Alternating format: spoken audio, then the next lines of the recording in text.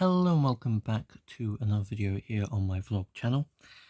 Today we have a new engine, not the chassis project which currently is awaiting work to be done on it, which I currently haven't been able to do as I have not had the time to get around to doing it. But the aim is to do it this Sunday and get it somewhat in, runnable condition for you guys. We'll see how that goes, obviously, but hopefully it shall be in some sort of decent condition for after Sunday. But today we have one of my new engines, which is Sir Nigel Gresley, which I'm going to try and get out here. Now, this is not quite sure, but I don't think this sort of polystyrene insert, you could say, is necessarily historical to the engine,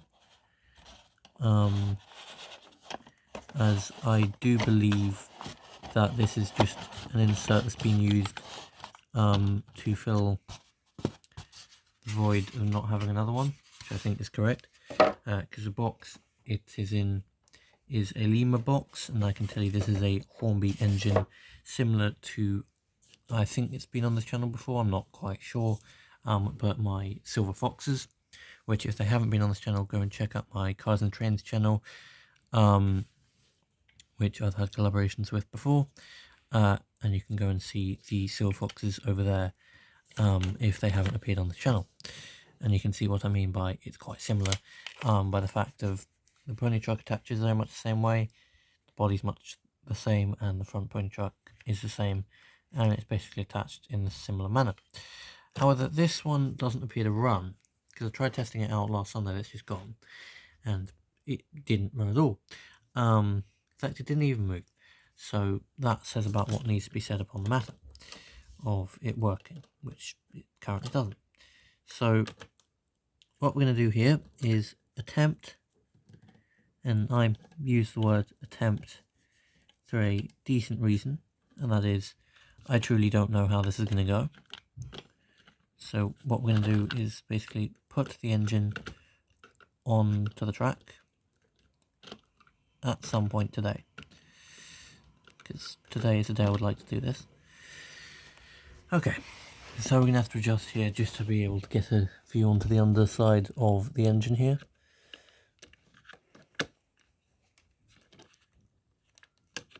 I have no idea why this isn't going into place. There you go. Nope, it still isn't going in place. Right, I'm going to pause the video for a second and attach a tender, and I'll be back once that's done. Right, so I've got the tender attached now, and hopefully it should, well, that's not concerning at all. So what it was supposed to do there was sort of just move forward and do that without issue, which, as you can see, it has not done. So that's fun. So we'll switch direction now to send it backwards.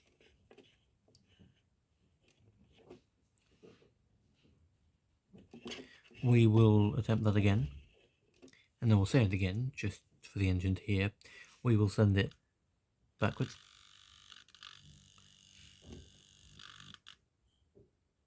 It hasn't cut out. Oh, that's bad quality.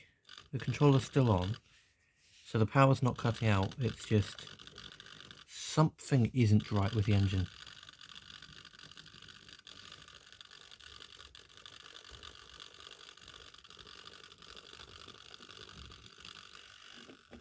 So to anyone wondering whether the engine should be jolting like that, the answer is a straight up no. The engine should basically do as I tell it to with whatever power I tell it to do it with. If I tell it to go at 5 mph scale speed forward, it should attempt to do that at least. And if it's able to go that slow, then it should move forward. This, I have no idea what the slow speed registered to it is, but what I can tell you is even at full power, it is not performing that well. So I'll switch it back to its forward direction here. where we will see, despite the fact the power is still very much on, it is not going much of anywhere.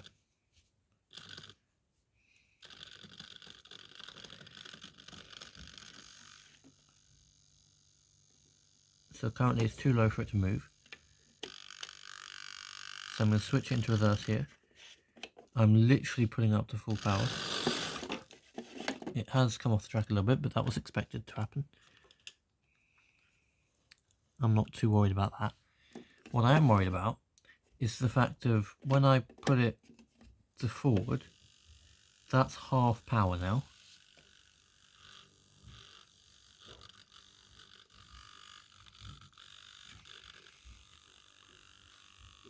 At half power, it should be moving a lot more than it currently is. So clearly something's wrong with the engine.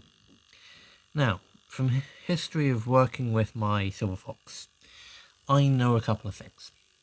One of those things being, you should always check the main driving wheels and the axle specifically. If the axle is bone dry, then it needs a bit of oil, not too much. If you over oil, it can go wrong.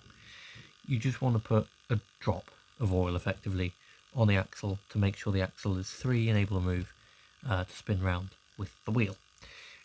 Don't ever put oil on the track or on the wheels, as it just causes issues you don't need to cause, so I advise not doing it. Then there's the issue with the motor. The gears in the motor you can put oil on. Obviously it's a drop of oil, really not a large drop either, just a tiny bit of oil. But where the metal contacts are, which I think is on this side here, you do not oil them, as they shouldn't need oil necessarily, because they should be left clean. But obviously something is amiss with the engine, not quite right, and clearly has some level of issue with it. So clearly it means I have to take a look at it, which possibly will be the next episode on this channel, is actually getting something working on here, which is about time. And not next week's video, but the week after. Actually, I don't want to burn the motor out, so I should probably turn it off. So not next week's video, but the week after we'll be back to the Midland Pullman, hopefully having some sort of result, and I can show you guys how I achieve the result and what to do if you are also like me in trying to build a Midland Pullman from parts. So yeah, thank you all so much for watching this video. If you did like this video, please do like, subscribe, and turn on your post notifications when you do subscribe, so you never miss another upload from me. And I'll be back with you next week, Wednesday, for another episode, and hopefully part 2, and only part 2. We're not hopefully going to go to part 3 or 4 or 5, because that just would be excessive. So hopefully next week we can get this beautiful engine running. So I'll see you all there. Bye for now. Bye.